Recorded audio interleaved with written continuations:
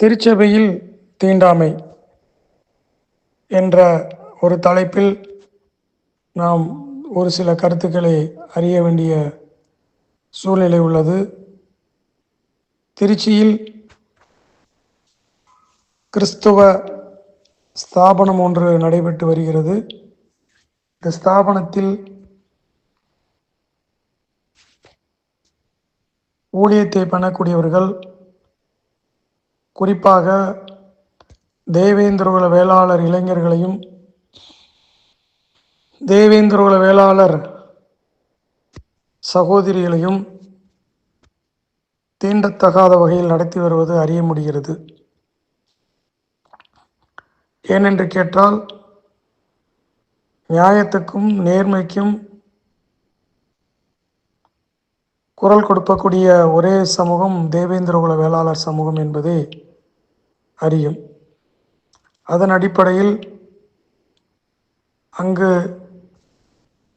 ஊழியம் பண்ணக்கூடிய அந்த சகோதர சகோதரிகளை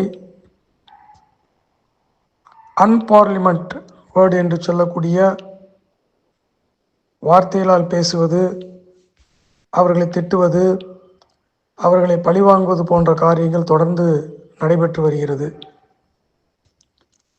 பணமும் அரசியலும் இந்த திருச்சபையிலே மிகப்பெரிய ஒரு ஆதிக்க சக்தியாக உழன்று கொண்டு வருகிறது. இன்னும் கூடுதலாக கூற விரும்பினால்,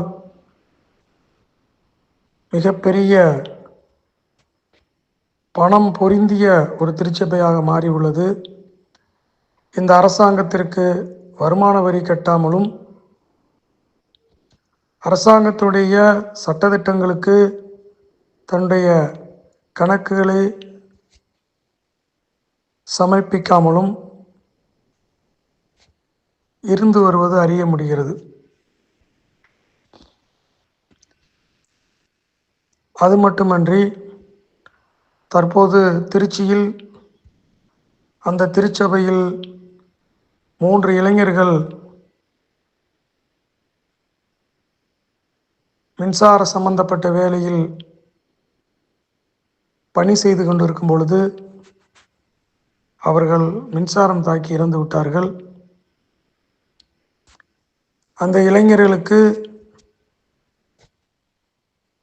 எந்தவிதமான பாதுகாப்பு உபகரணங்கள் வழங்கவில்லை. எந்த விதமான சேஃப்டி மெஷர்ஸ் என்று சொல்லக்கூடிய அடிப்படை விதிகளை கடைபிடிக்கவில்லை. அந்த இடத்திலே ஹை டென்ஷன் பவர் செல்லக்கூடிய அந்த மின்கம்பியில் 3 இளைஞர்களும் பரிதாபமாக தங்களுடைய உயிரை மாய்த்து கொண்டார்கள். மிகவும் வறுமையில் வாழக்கூடிய அந்த குடும்பம் இழந்து கஷ்டத்தில் வாடுகிறது.